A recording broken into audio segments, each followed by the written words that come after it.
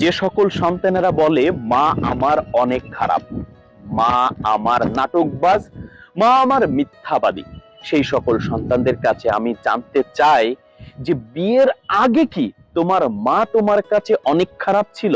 বিয়ের আগে কি তোমার মা তোমার কাছে নাটকবাজ ছিল? বিয়ের আগে কি মা তোমার কাছে বড় মিথ্যাবাদী ছিল? বিয়ের পরে কেন তোমার মা তোমার কাছে খারাপ হয়ে গেল? বিয়ের পরে কেন মা তোমার কাছে নাটকবাজ হয়ে গেল?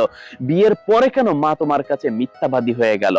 ওই সন্তানের কাছে আমি প্রশ্ন রাখতে চাই, যে মা তোমাকে 10 মাস 10 দিন গর্ভে ধারণ করে এই দুনিয়াতে আনলো, যে মা তোমাকে দুনিয়াতে আনতে যে জীবনের রিস্ক নিল, যে মা তোমাকে দুনিয়ার আলো দেখাতে যে 22টা হাড্ডি একসাথে ভেঙে যাওয়ার যে যন্ত্রণা, সেই যন্ত্রণা সহ্য করলো, যে মা তোমাকে ভাষা শেখাতে যে অক্লান্ত পরিশ্রম করলো, হাজার লক্ষ লক্ষ শব্দ তোমার পিছনে ব্যবহার করলো, যে মা তোমাকে হাঁটাতে শেখাতে যে নিয়ে নিজে কতটা হাঁটলো, যে মা তোমাকে খাওয়ানো শেখালো, যে মা তোমাকে বড় করতে যে প্রথম 2 বছর দিনের পর দিন অনিদ্রায় কাটালো, সেই মা বিয়ের পরে কেন তোমার কাছে নাটকবাজ হয়ে গেল? সেই মা বিয়ের পরে তোমার কাছে কেন বিরক্তিকর হয়ে গেল?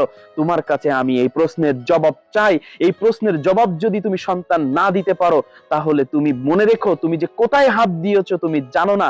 তুমি ধ্বংস হয়ে যাবা, তুমি শেষ হয়ে যাবা। তুমি তোমার মায়ের মনে কষ্ট দিচ্ছ, তার মানে আল্লাহকে অসন্তুষ্ট করছো। তুমি এই জীবনে কখনোই সুখী হতে পারবে না। তুমি একাল ওকাল 2 কালই ধ্বংস হয়ে যাবা। কোথায় হাত দিয়েছো তুমি জানো না। তুমি জ্বলে পুড়ে সারকার হয়ে যাবা। তাই সময় থাকতে এখনো মায়ের কাছ থেকে ক্ষমা চেয়ে নাও, মায়ের সন্তুষ্টি অর্জন করো, মায়ের সেবা করো, মায়ের যত্ন করো।